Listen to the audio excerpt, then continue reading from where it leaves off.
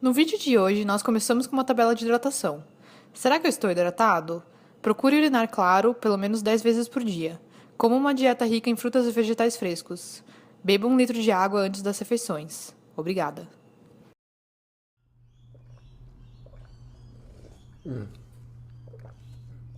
Bananas, organic bananas, about 1,500 calories of organic banana mashed in here, about 100 grams of organic coconut sugar. Blend it with water. Nice and sweet. Nice and sweet. Just have a look at that. The visceral fat there. And this is fully hydrated, carbed up. I haven't taken some diuretic pills or done any starvation diets or whatever. I'm lean all year long. You can always see my jawbone of varying degrees. My face is always chiseled all year long. Why is that? It's because all year long I eat the same foods. I don't cut my calories or bulk or whatever. I just eat as much as I fucking want every meal. Okay, cut to the chase. There was a recently thing on BBC, sugar versus fat. Sugar versus fat. Can you share your comments and criticisms, Harley? Basically what it was pretty sort of fun, pretty objective sort of thing. It was basically two guys, two identical twins, both medical doctors, physicians, whatever you want to call them. Identical twins. One was given a fat diet, just pure animal products. No vegetables, nothing. Pure animal product. You know, dead cow, chicken, pig, fish, butter, fat, grease, body fat of animals, milk, etc. And that's where he's told to live on for 30 days, a month. His other twin, identical twin, was told to eat a very low fat, like a McDougall style. I'm not sure if it was vegan. I couldn't see any animal product on there, but there was no oil, there was no avocado, it was just sugar, fruit, vegetables, grains, potatoes, etc.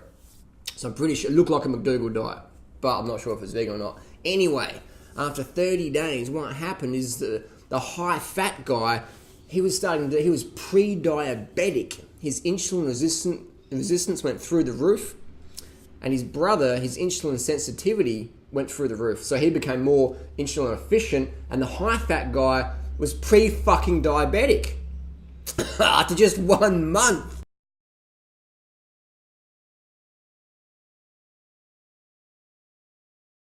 So it's crazy there. It's crazy how quickly high-fat diets will give you diabetes. But a lot of people in the paleo-primal world, they never test their blood sugars. They're like, oh, I'm feeling great. I feel really stable. But they don't show their blood test, do they? Or they do like some dodgy shit. Or they go, oh yeah, I've been, like Peter Attia reckons he's been doing ketosis for the last fucking 10 years. He reckons he's 10% body fat. I'll tell you what, Peter, if you can see abs like you can see mine and your jawbones like mine, I'll give you $100,000. But you fucking can't. You're not 10% body fat, bro. You're more like 40% body fat. You look like a bald Santa Claus. Not hating, just saying. And your athletic performance, you don't have any. You're not even on Strava. You don't even use a power meter. It's like, what the fuck are you talking about, bruh? You're like, you flip a little fucking, you go to the gym and you put a weight, pick it up over here, put it over there, and you call that athletic performance. I'm sorry, mate. It isn't. It's fucking pitiful.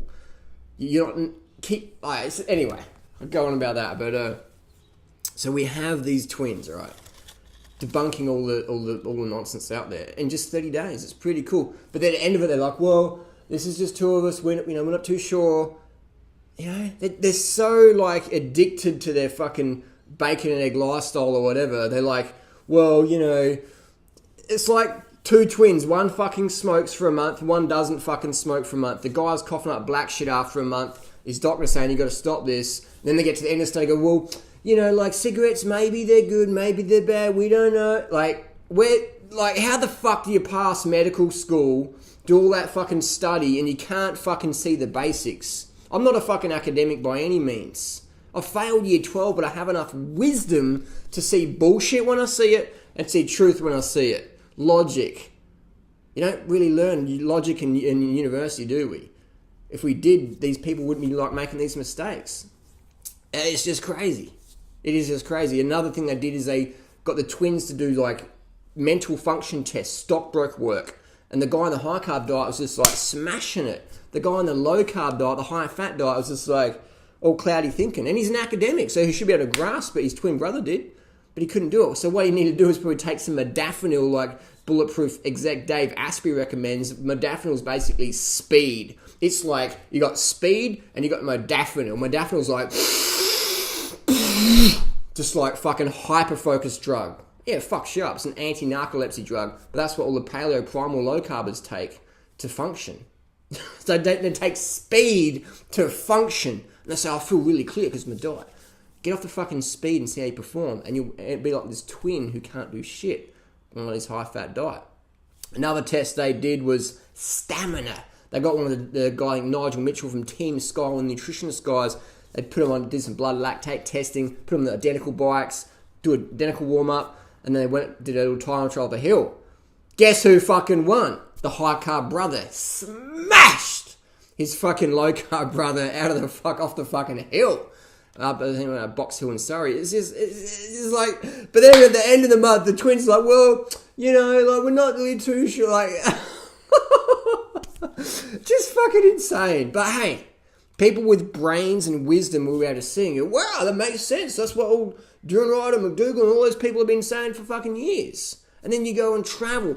Travel, people. Fucking travel. Get the fuck out of America. Get the fuck out of Australia.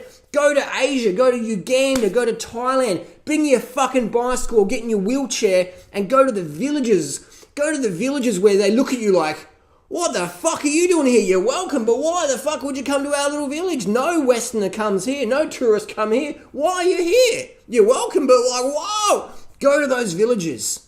If the whole village doesn't look at you like you're in the wrong place, and then go and see what they eat.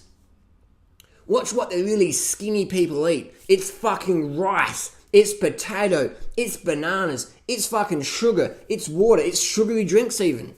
Sugarcane juice. Maybe even fucking Pepsi. But it's a lot of sugar. High carb and low fat. Very limited animal product. Not by choice, but by necessity. Rice is about $1 per 3,000 calories all around the world. Half the world's population lives on less than $2 a day. So if you only got $2 a day, you can't afford fucking KFC. You can't afford a steak. You can't afford milk. You can afford rice. You can afford as much fucking rice as you want.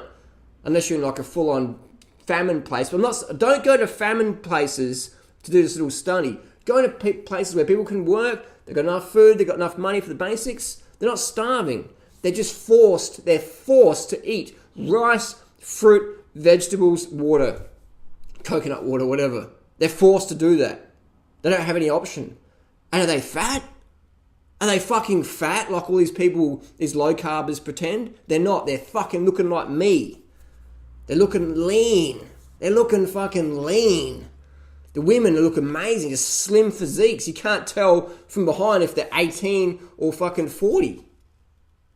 Because they're just like slim. You don't see that in Australia, really. You know, like it's very, very rare to see an Australian or a US lady or even European these days who's over 40 or 50 or 60 and who's slim.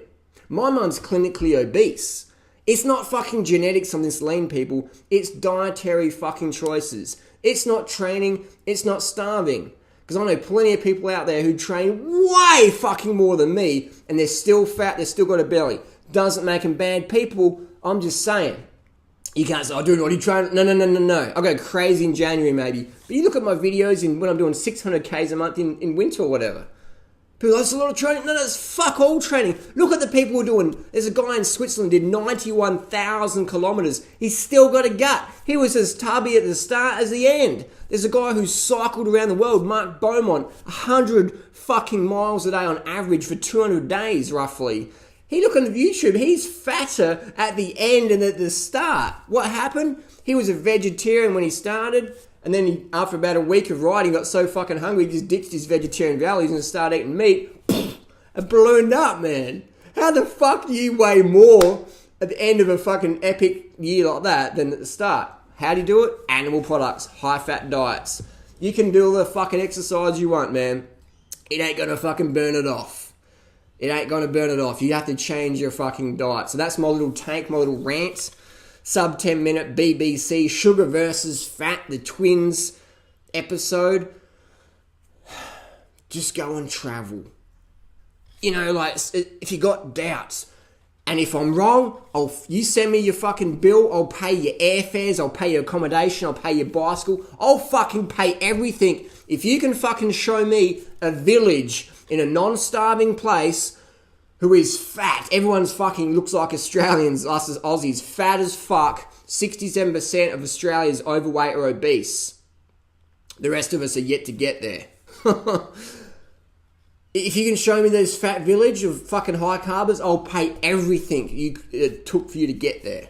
So go to China, Uganda, Kenya, Ethiopia, Korea, Indonesia, Sumatra areas, New Guinea, etc. Just go to all these little places, look up on the map, highest carb intakes, and then you look up their fucking body mass index.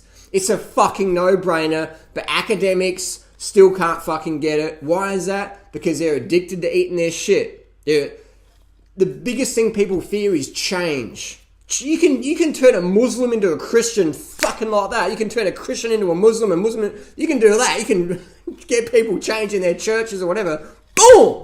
You get someone changing their fucking diet, that is the hardest fucking thing ever. You got more chance of going into a Muslim or a Christian church preaching opposite whatever than you going into a steakhouse and saying everyone should be a vegan. They'll fucking chase you with knives down the street. That's just the world we live in. Once we understand that, we can understand why there's so much resistance to change. Fortunately, people are motivated by aesthetics. People want to get lean. People want to get fucking lean. They want to see their fucking abs. They want to see their cheekbones. And that's why high-carb vegan diet is easy to promote, because people want that aesthetics. Most people take steroids and starve themselves or do gastric bypass or liposuction, but that never fucking works long-term, does it? I know. Look at Kirstie Alley. Done.